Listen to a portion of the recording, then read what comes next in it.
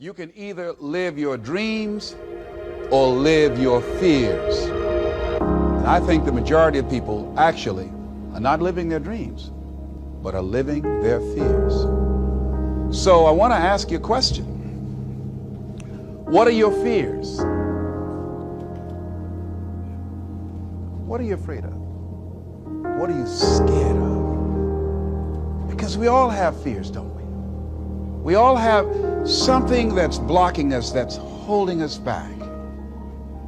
And as we begin to look at life, what we realize is that the reason that most people are not living out their true potential, are not doing all of the things that they would really like to do, is because of fear. Some people call fear false evidence or expectations appearing real. I'm reminded of the story of a guy that was living in an area where he had some new neighbors, and these neighbors had a bulldog. And when he came home every day, this bulldog used to chase him about a half a block from his house. Every day, he would have to streak home. I mean, he would just run. This bulldog would be right on his heels. And so he just got tired of that, because he would go home about a half a block away from home. He would look around for this bulldog and he wouldn't see him. And he would go walking casually along, and this bulldog come out of nowhere, woo, woo, woo, and start chasing him, and he'd run home. So this one day, he just got tired. And so when the bulldog was running after him, he started running. He saw a rock, and he stopped to pick it up to throw at the bulldog. And when the bulldog got up on him, he started barking. He realized the bulldog didn't have any teeth in his mouth. Then he started chasing the bulldog. If you don't get on away from it, because the most the bulldog could have done is gum, you know. And so, you know what? Most people go through life running scared. Running scared from things that have no teeth in them, because they're false expectations appearing real. That, see, we're brilliant enough to scare ourselves to death. Do you realize that? There are some people actually who get a kick out of scaring themselves to death.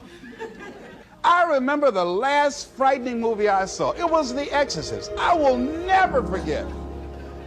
I was so frightened when I came home. I'll never forget. I drove in the driveway, and I had already called my former wife and said, listen, turn the lights on. I was coming in the driveway, and I was getting out of the car, and all of a sudden I couldn't get out. I started blowing my horn. I said, Madeline, they got me, they got me. She came to the kitchen with and said, take your seatbelt loose, fool. I said, oh, okay. I was frightened out of my wits.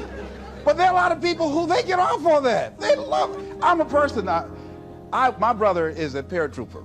My twin brother, he's in the military, career man. I would love to jump out of an airplane in a parachute. I'm scared, though. I mean, I really admire my brother for that. I would really love to be macho man like that. What are the things that you fear that's been keeping you from living your dream? That's been keeping you from doing some things that you would like to do? Just think about those things. And how do we begin to handle that? Abraham Maslow said that life is about growth. And he said, you could either go back to your comfort zone, and there you won't find any growth, or you must be willing to go forward and face your fears again and again and again, because you're never going to have a fear-free existence. I mean, some fear is acceptable and legitimate. There are some things that you really should be afraid of. Now, you shouldn't allow it to immobilize you. You acknowledge it, you take it into account, and you carry yourself accordingly. There are times that we should proceed with caution. But it's the difference between being stopped by fear.